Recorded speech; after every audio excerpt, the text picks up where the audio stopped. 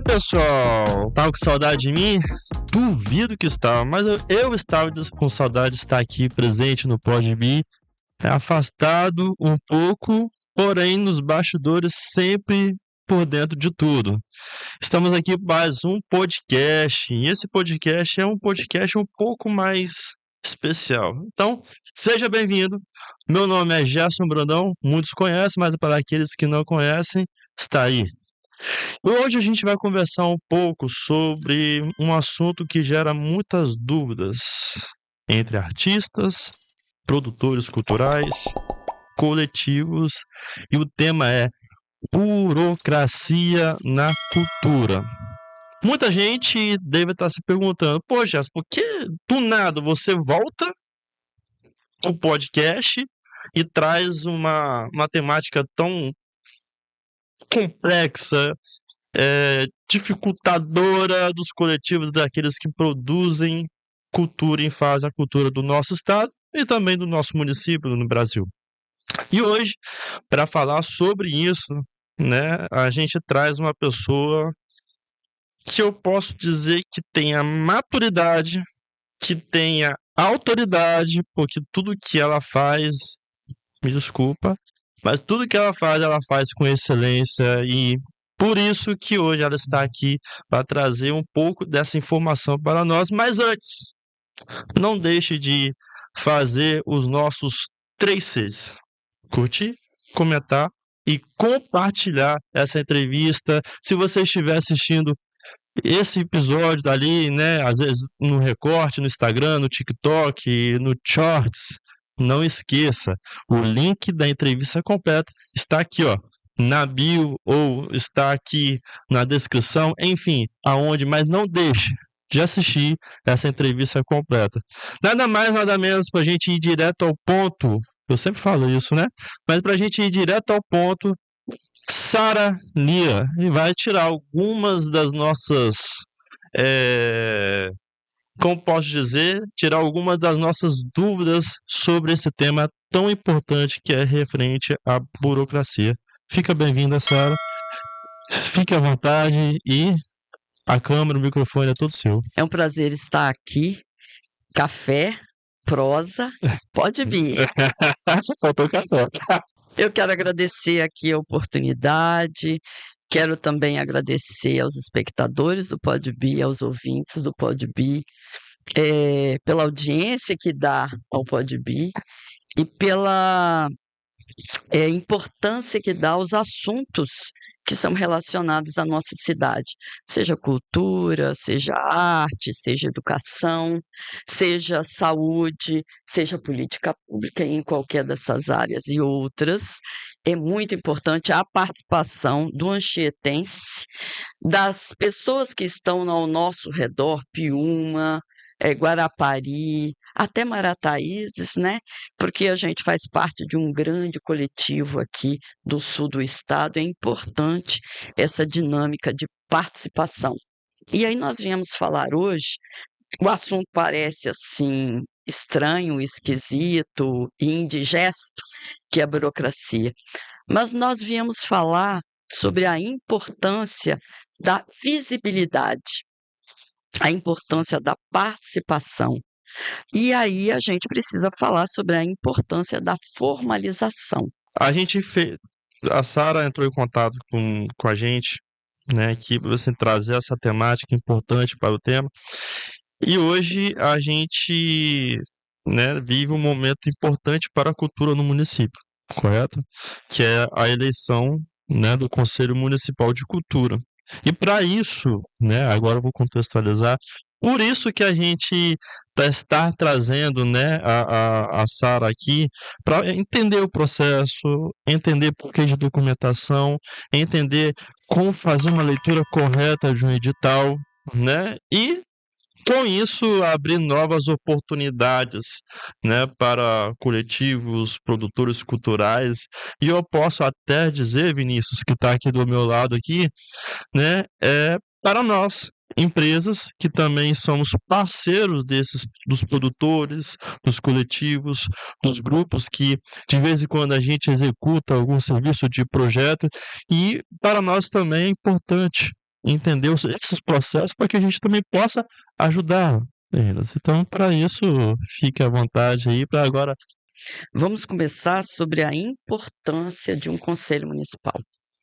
A importância para o município, a importância, no caso do Conselho de Cultura, a importância para os artistas, produtores e fazedores de cultura. E também para as empresas, as instituições que fazem parte desses coletivos, que, no auxílio, no apoio, nas parcerias. O Conselho de Cultura da cidade de Anchieta, ele é deliberativo e consultivo. E o que significa isso? E essa é uma marca importante de um conselho. Significa que as pessoas que estão dentro dessa instituição, desse coletivo, desse fórum, elas participam na proposta de políticas públicas para o seu município dentro daquela área. Então, eles promovem debates, eles participam de discussões para as políticas, seja edital de fomento, seja na aplicação de recurso nesse edital, seja para formalizar processos como esse que a gente está fazendo agora de votação para o conselho, para os novos conselheiros, seja para instituir novas linhas de fomento, seja para auxiliar na criação de uma lei específica para apoio a toda, vamos dizer assim, a, a todo conjunto de profissionais que labuta na área da cultura. Então, o nosso conselho, sendo deliberativo e consultivo, ele não é só um coadjuvante, ele é um importante parceiro nas políticas públicas do município de Anchieta. Pelo conselho passam os editais, as leis. Pelo conselho se define características, situações para que haja recurso para lá. Para você ter uma ideia, quando a gente faz aqui os editais, tem os editais feitos em parte com recursos do Tesouro, recursos próprios do próprio município, mas grande parte dele vem do governo federal e do governo estadual. Vem através do fundo, e aí é necessário você ter o quê? Um conselho e um fundo instituído dentro do município. Então, hoje o conselho tem fundo, tem um fundo O específico? município tem. Quando eu falo conselho, assim, o recurso que entra não entra diretamente para o cofre do município, ele já vai diretamente para esse fundo, para esse fim. Fundo gerido pela gestão da cultura, o gestor da cultura que vai gerir. E a forma de decidir de que forma vai ser utilizado esse recurso é através do conselho. E para a gente entender um pouquinho, como eu falei, que a gente estava na questão do período eleitoral do conselho, né? As eleições vai acontecer quando? A eleição, nós já abrimos as inscrições, elas já fecharam, na verdade, para a indicação dos novos conselheiros. A eleição vai ser dia 28, vai ser num domingo. Seria dia 26, dentro do calendário que a gente propôs. Fizemos uma revisão dessa data porque, às vezes, o artista tem um segundo trabalho. Uhum. Alguns artistas estariam nesse dia, numa atividade, nesse emprego principal, digamos assim. Então, eles poderiam não participar da eleição.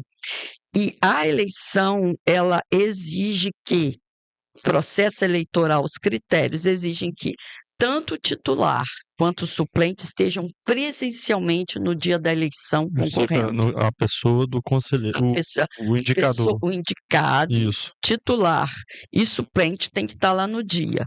Se não estiver, ele não se habilita, ele não vai estar lá para ser votado. Entendi.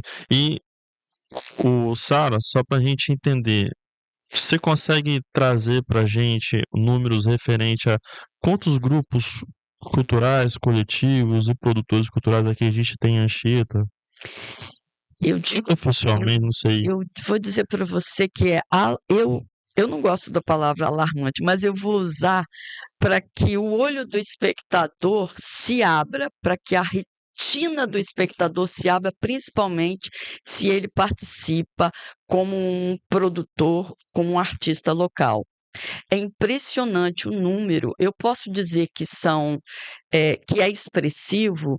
Na época em que nós trabalhávamos com cultura, nós tínhamos números que já mostravam essa expressividade dentro da área da música, do artesanato, do folclore, da cultura popular.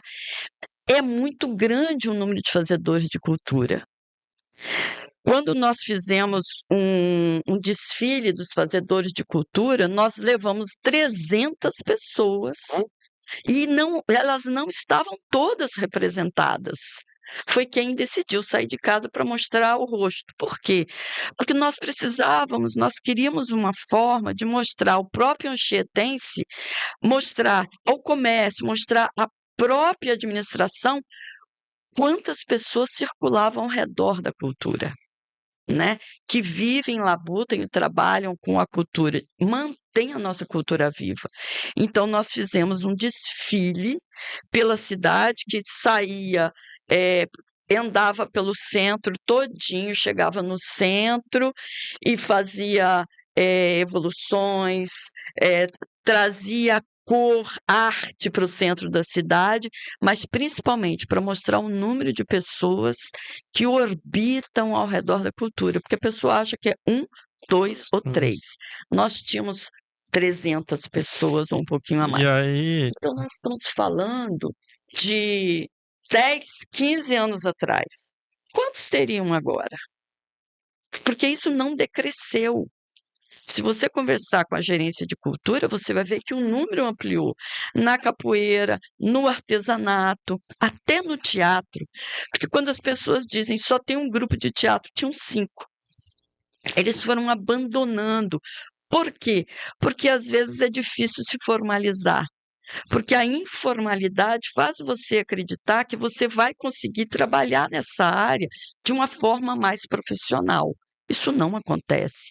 Você não consegue acessar um edital, você não consegue acessar uma lei de fomento, porque a lei vai exigir, é um recurso público, ela vai exigir documentação, ela vai exigir provas de que você trabalha naquela área, de que você contribui com aquela área para o seu município.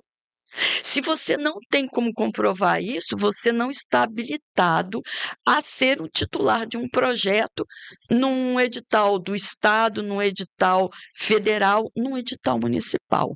e aí a gente trazendo esse número que você, né, tá trazendo aí, que pode ser mais do que Mais 300, expressivo. mais Isso. expressivo. Hoje, quantas inscrições foram feitas para estar no Conselho Municipal? Nós vamos no dia 15, e aí eu já estou dando um spoiler, né? Para o Pode Vir. No dia 15 sai o resultado dos habilitados. O que significa isso? As pessoas se inscreveram. Nós agora, na comissão eleitoral, nós estamos na fase de diligência de documentação, que vai, quando esse programa for para o ar, já está terminada a fase de análise documental, já terminou a diligência dos documentos. O que é isso?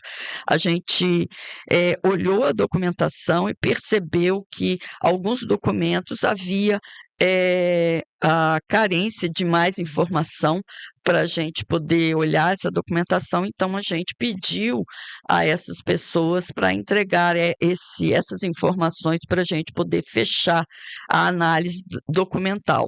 A partir dessa análise, vai para uma lista de pessoas habilitadas, e aí um prazo para que as pessoas que não foram habilitadas e acham que querem conhecer os motivos dessa não habilitação, elas entrarem com um recurso pedindo para olhar novamente a documentação, saber o que aconteceu. A partir daí, a gente entra na fase da habilitação final e no dia 15 sai o número de pessoas habilitados. Mas inscritos a gente tem, você consegue prever? Já de inscritos. Tem mais ou menos 15, né?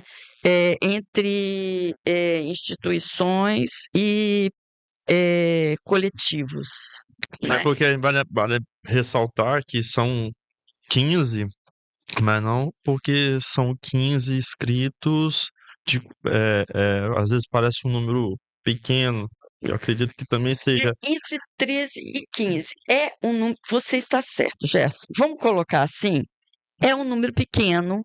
Se você está dizendo que tem 300 pessoas circulando, é um número bem pequeno. Mas assim, quando eu falo pequeno, não pela proporção, porque às vezes, por exemplo, a gente tem produtores culturais, a gente tem muitas pessoas que vivem de cultura, mas são dentro de coletivos e grupos. Exatamente. Então, o conselho é uma pessoa representando aquele coletivo. Então, pode ser que aquela pessoa esteja representando um coletivo de 30. Sim, mas veja o que acontece na área da música. Uma quantidade enorme de músicos na cidade, muito músico, algumas bandas, e poucas inscrições para a área da música. Veja o que acontece com o artesanato. Muitos grupos, muitas associações, muitos coletivos, porque são algumas associações, mas são muitos artesãos. E o que acontece? Poucas inscrições. O que eu digo que poucas inscrições? Eu digo que se você quer, se você sente que é importante fazer alguma coisa, você tem que ter presença. Você vai a um casamento de um amigo porque você é muito amigo dele, você está dando a sua presença. Você está dando o seu aval, eu sou seu amigo, eu estou aqui. Não é? Quando você é tradicional, a gente dá presente. E para quem que a gente dá presente? A gente dá presente por estima. Então a gente está mostrando presença, nossa presença. Eu estou marcando presença aqui. Ok. O que acontece quando o fazedor de cultura não está presente dentro do conselho? Ele está dizendo: eu não acho que isso.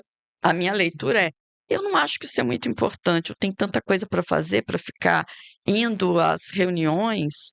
Eu vou deixar que alguém pense para mim. Ok. Se você vai deixar que alguém pense para você, alguém vai pensar talvez diferente de você. Ou eu diria assim: essa pessoa não conhece a sua realidade. Se ela não conhece a sua realidade, ela não vai colocar na mesa do conselho para discussão os assuntos que são importantes para você. Então, você não está no conselho, ok? Esteja presente junto aos conselheiros. Você tem uma questão interessante que acha que a municipalidade não viu, que acha que pode adicionar ao debate da cultura para ampliar, melhorar, enriquecer o que já existe em termos de fomento, em termos de lei, em termos de cuidado, em termos de manutenção desses grupos, leva para o seu conselheiro. Tem arte ali. O que nós temos? Nós temos teatro, nós temos música, temos artesanato, temos folclore. Então, é possível que você, dentro da atividade que você exerça no município, tenha um olhar que você quer entregar ali para que essas questões sejam também relevantes, levantar o debate sobre aquilo. Por exemplo, a questão da formalização. Hoje, se o município, e tem, recentemente teve os editais de cultura, eu fico feliz em saber que foram muitos os projetos, mas eu também sei dentro do meu coração que existem diversos fazedores de cultura, diversos artistas que ainda não acessaram o seu primeiro edital. Olha que beleza, tivemos um edital, o primeiro edital, para quem nunca fez edital. E as exigências do município, elas não são tão gigantescas quanto o Estado e quanto o governo federal. E outra coisa, aqui no município você está concorrendo só com as pessoas do seu próprio município. Quando você faz com o Estado, você está concorrendo com todos os artistas do Estado. Então, a chance de você fazer um primeiro projeto, de tirar uma ideia da cabeça e colocar em prática, em melhorar o seu material de trabalho, em levar a sua palavra, em levar a sua arte para dentro de coletivos, dentro de comunidades para mostrar o que você faz, é enorme quando você participa desses editais. É, Mas, desculpe, não, sim. você vai participar desses editais se você não tem um portfólio? Expande mais um pouco sobre o que esse portfólio tem que conter para que ele realmente seja, vamos dizer, 100% perfeito, mas que ele seja acessível e que abra oportunidades para que o produtor, o coletivo e os grupos possam acessar esses editais. Hoje em dia, apesar das pessoas estarem dizendo que o Instagram está mais voltado para a venda, porque nós estamos passando por esse período onde nós temos muita tecnologia, IA, e aí nós estamos melhorando a forma de criar essas imagens, elas estão ficando mais profissionais. Isso é muito bacana. A criação dessa imagem marca um tempo importante onde as mídias digitais, pode vir, os meios canais digitais, né, os canais físicos e digitais vão crescer muito para a venda das nossas imagens, dos nossos produtos, do nosso fazer, do nosso ofício. O que é então registrar isso? Antes a gente tinha uma máquina fotográfica e a gente tirava foto da família. Eu fui fui participar de um aniversário, está lá a foto da Sara participando daquele aniversário. Isso é um registro. Eu fui participar da Feira dos Municípios, eu fui convidado. E às vezes a pessoa acha que é obrigação de quem me convidou tirar as fotos. Se você é um grupo, se você é um produtor, se você é um artista, a responsabilidade é sua. O desejo de registrar isso tem que ser seu. Então você precisa tirar essa foto, você precisa ter registro de que você esteve lá. E o melhor de tudo, você pede à pessoa que te convidou para te dar uma declaração de que você fez aquilo naquele lugar.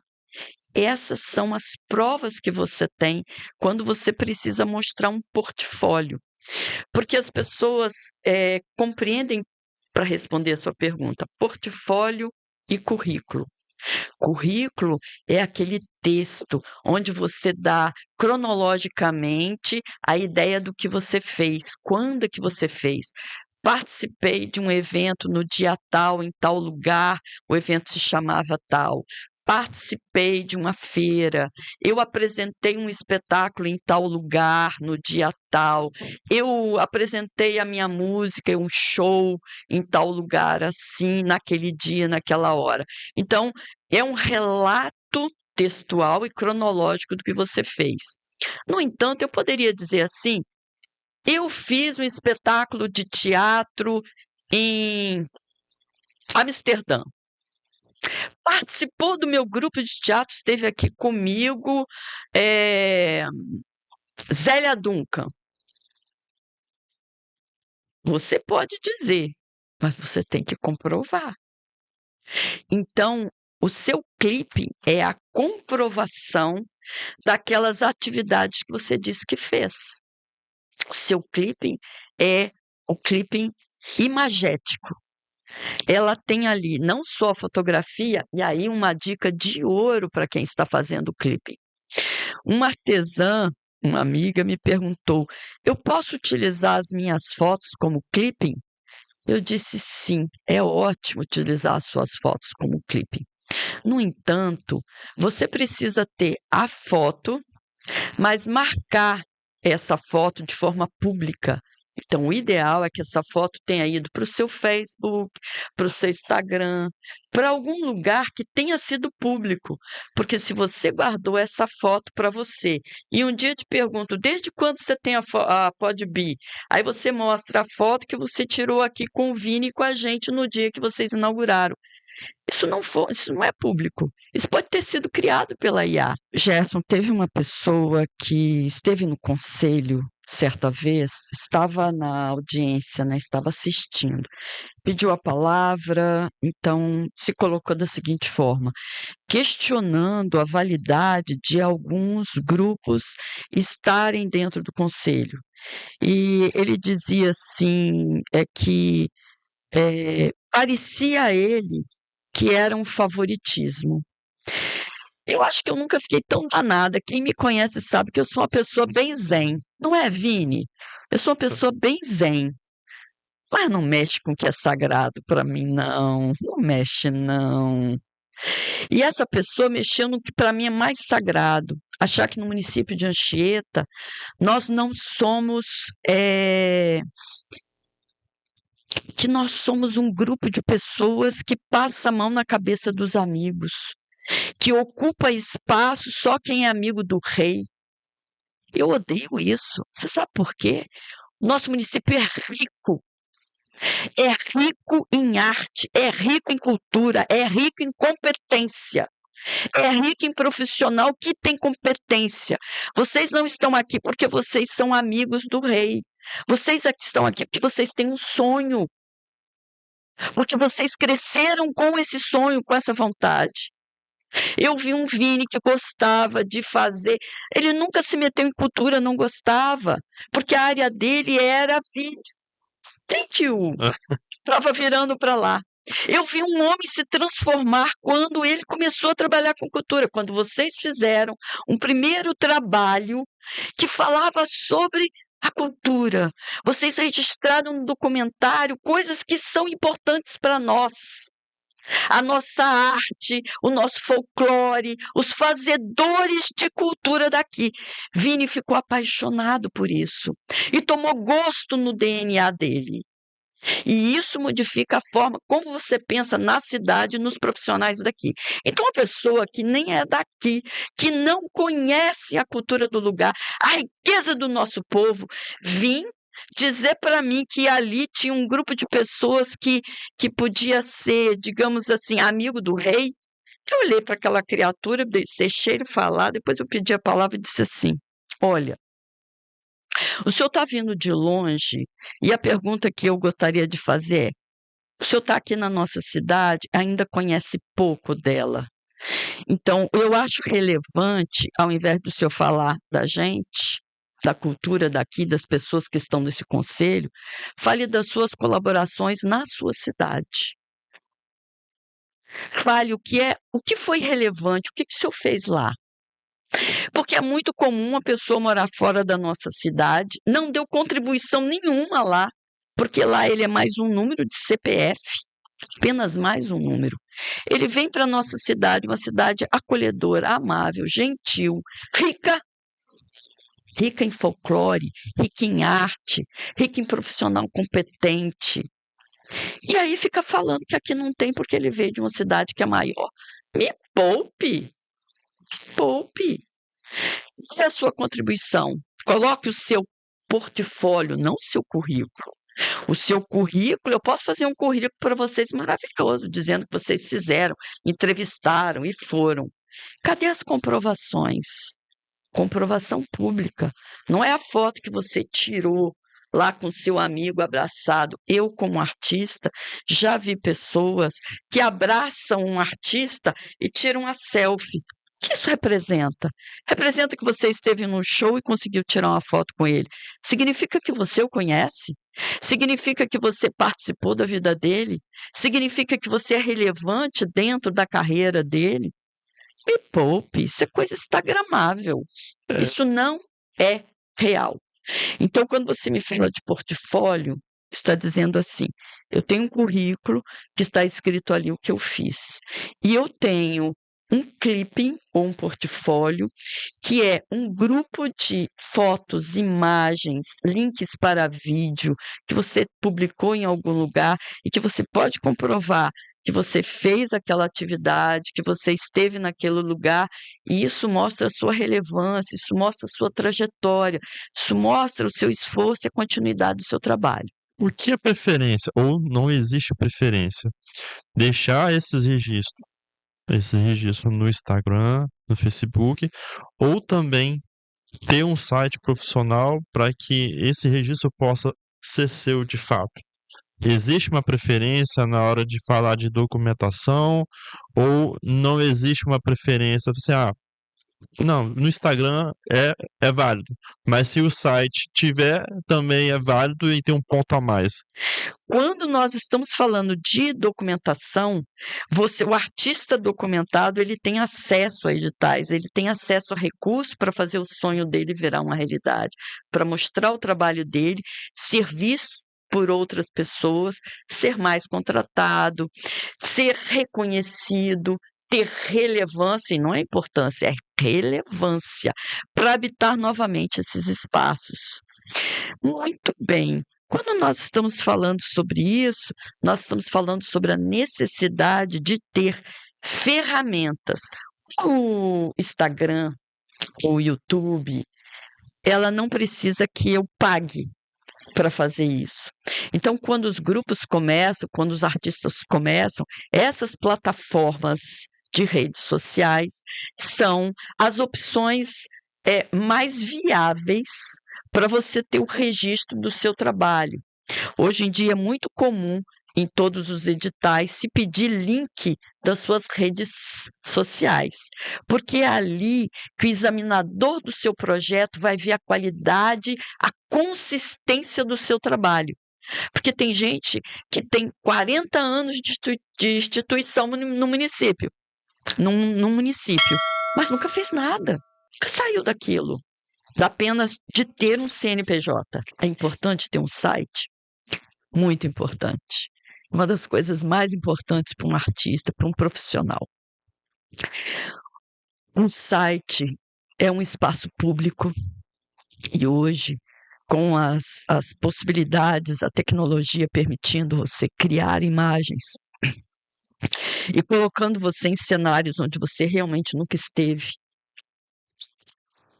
E aí não é um problema da tecnologia, é um problema da índole da pessoa. Sim.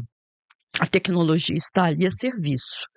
Se a pessoa tem uma boa índole, uma boa ética, um compromisso real com o que ela faz e com as pessoas, respeitam as pessoas ao redor dela, ela vai procurar colocar ali o que ela realmente faz. Registrar os momentos que mostram a relevância do trabalho, a importância, a dignidade desse trabalhador, sabe? Principalmente desse trabalhador da cultura. Algumas pessoas pensam que fazer alguma coisa, uma peça de teatro, uma entrevista como essa é uma coisa simples. Ela é simples, mas a complexidade que exige de equipamento, de conhecimento é muito grande. Então, quando a gente tem um site, a gente registra a nossa presença dentro desse universo digital.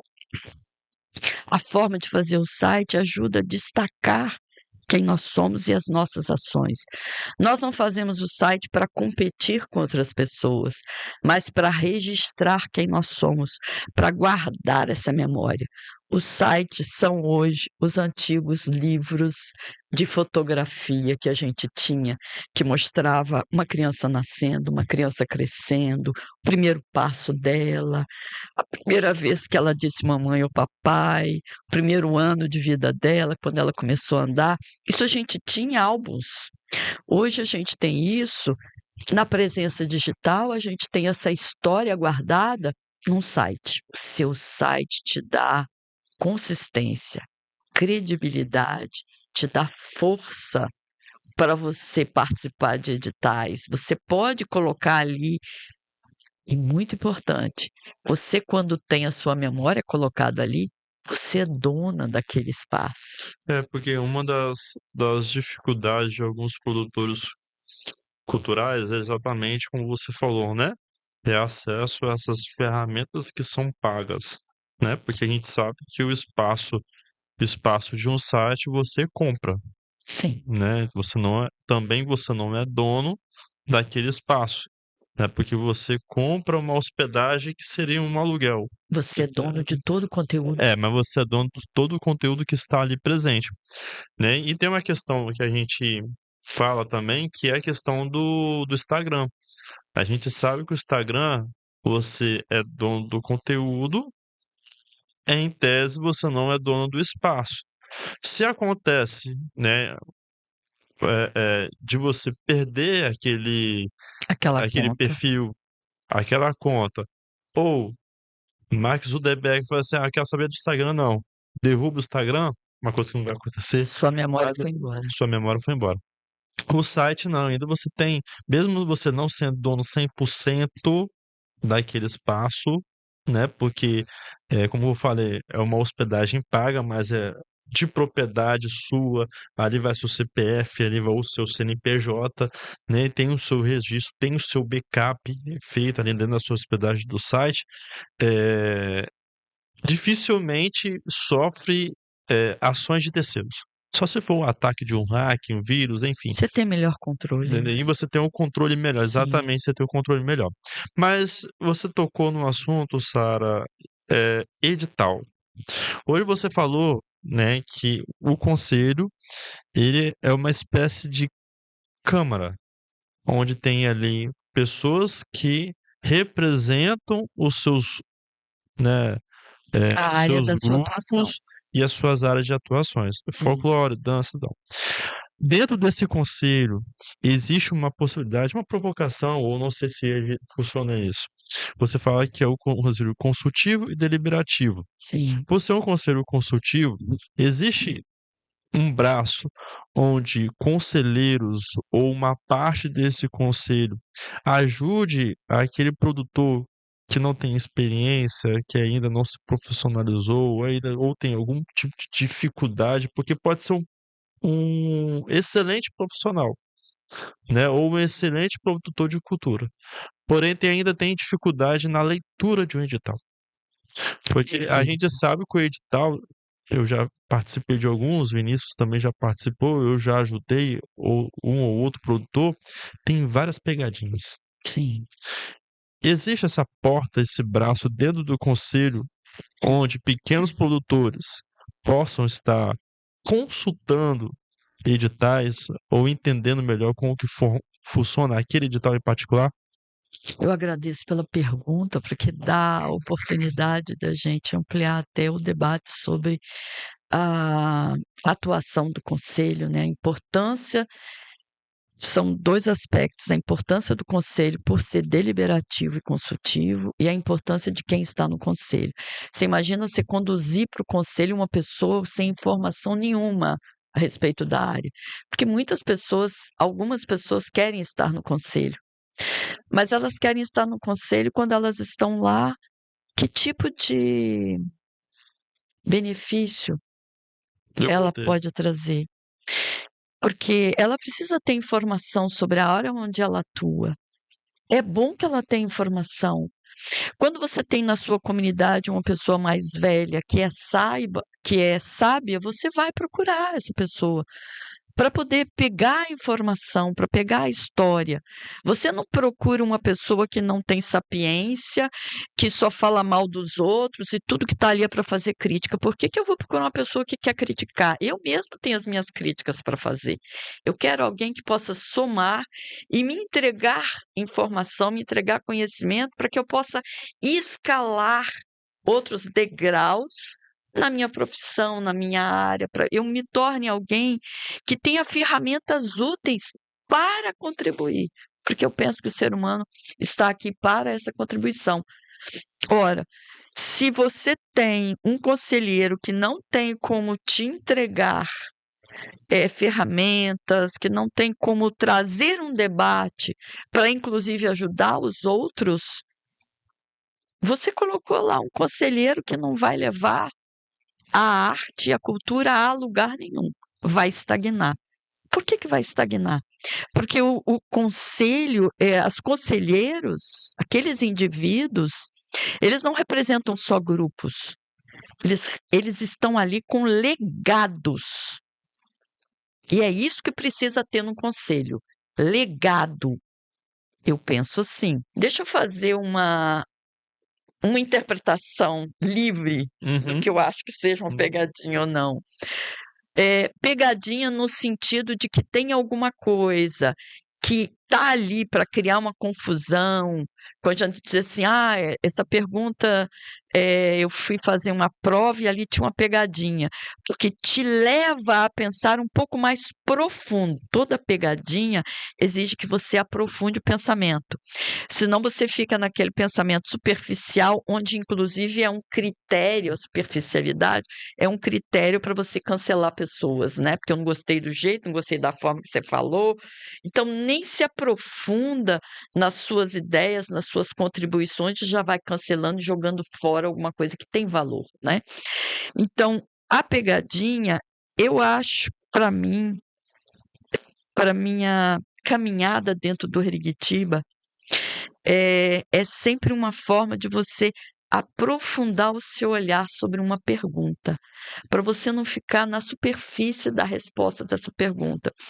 E ali, nessa pegadinha, você mostra a sua maturidade.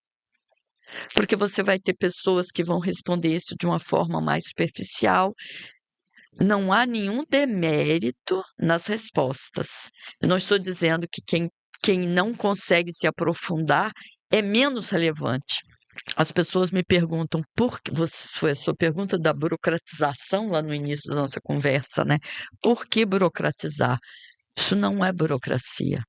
É o mundo ficando mais complexo do que o mundo dos nossos avós. A minha avó, ela não sabia pegar o cartão e passar no banco, porque ela é de um tempo onde ia ao banco para retirar dinheiro ou guardava dinheiro em casa.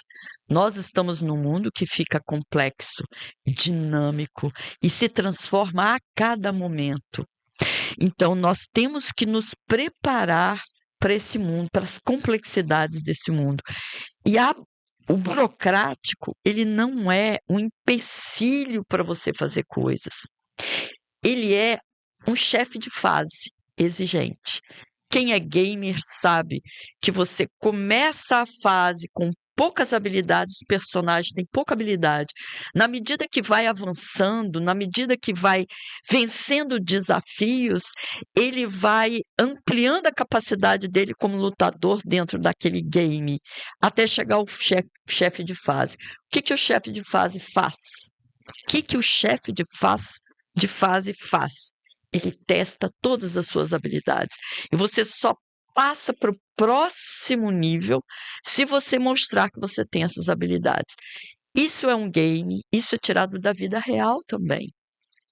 Como é que a gente prospera dentro de uma empresa como um artista? Você vai melhorando a sua forma de ver o mundo.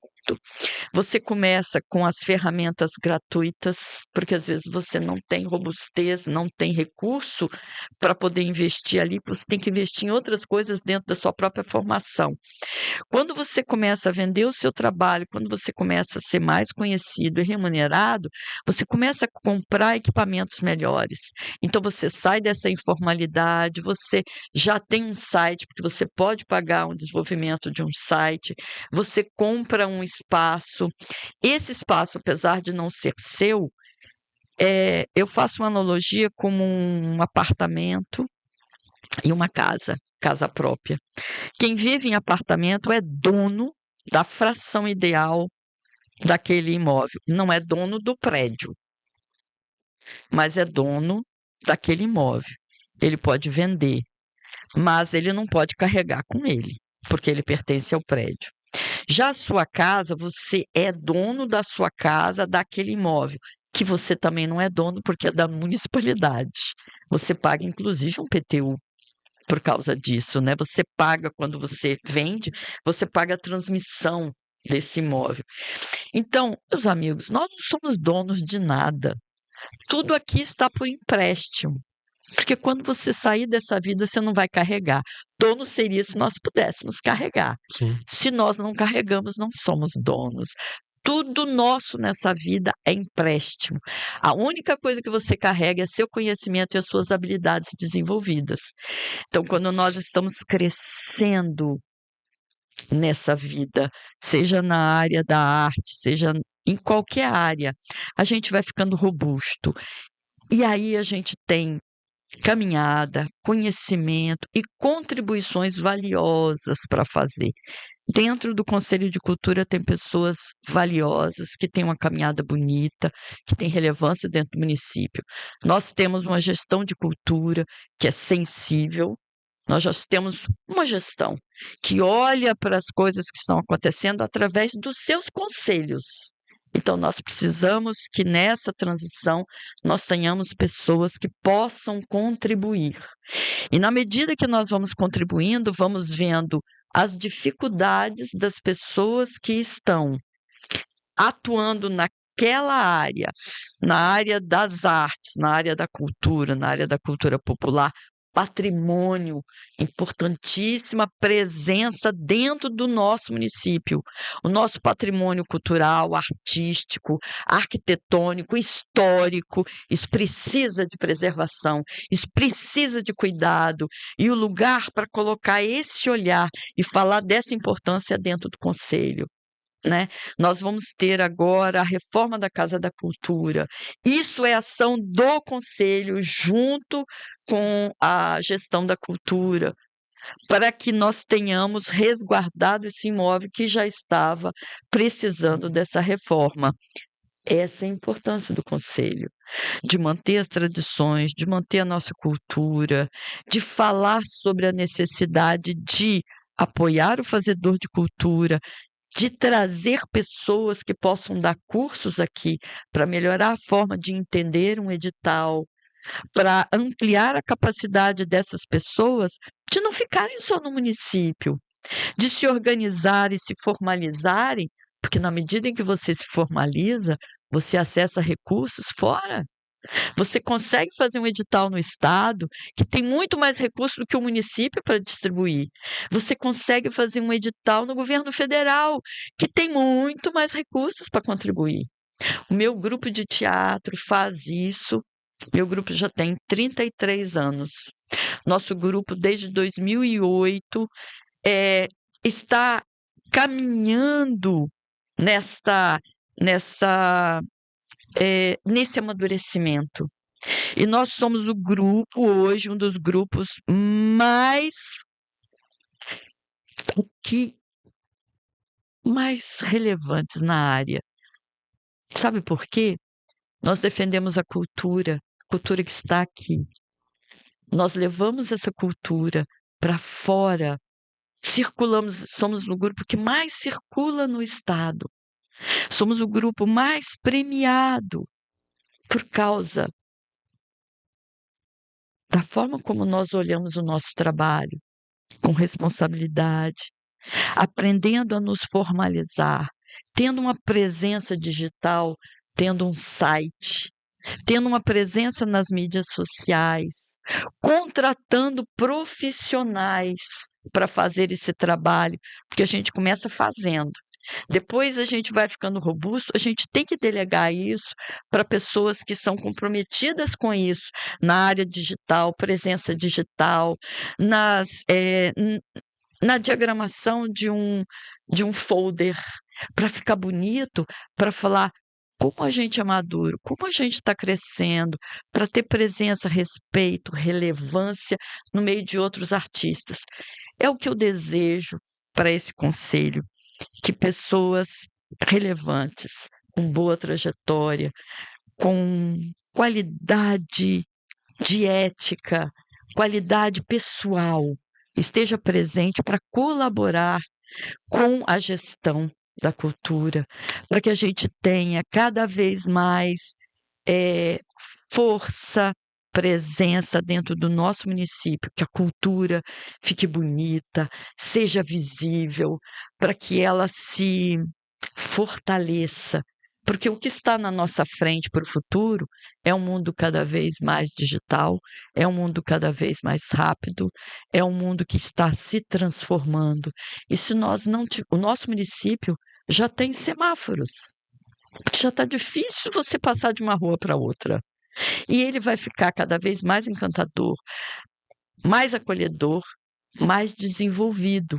Isso significa que nós precisamos ter presença, organização, formalização das nossas áreas para que a gente tenha relevância não só para estar contribuindo, mas para participar desses editais que são cada vez mais ricos e melhores, para dividir esses recursos com quem faz, para manter quem faz e para mostrar para os adolescentes e os jovens que a cultura é um trabalho. O trabalhador da cultura, ele é rico, ele tem vontade, desejo, sonho, e agora ele tem linha de fomento, recurso para fazer acontecer. Ficou aqui, né, um ensinamento, anseio, né, algo que a gente possa falar assim, quem assistiu esse programa, né, que a gente já está indo ao fim, quem assistiu esse programa tava assim, ó, aqui eu consegui falar, aprender um pouco sobre, também não tem como passar tudo, né, mas aprender um pouco sobre presença, sobre portfólio, sobre uma boa leitura digital, falar também sobre a relevância do conselho, eu acho que isso é importante e fundamental. E para você que ficou até agora, não esquece, novamente, dos 3 Cs: curtir, comentar e compartilhar essa entrevista com seus amigos, com seus produtores culturais, com o seu coletivo, com um amigo que às vezes está assistindo aqui, mas eu não sou da cultura. Mas você tem algum parceiro, algum amigo que é fazedor de cultura, que trabalha às vezes dentro de algum grupo, não deixe de compartilhar esse link, que esse link é importante. Sara, muito obrigado, Grata. né, por estar aqui contribuindo mais uma vez com o conteúdo que o Podbean vem crescendo, né? A gente agradece suas palavras aqui, né, agora publicamente. Você vem trazendo o Podbean aí como algo relevante e é realmente. Então, para você que está até aqui, um beijo no coração. Até a próxima. Tchau.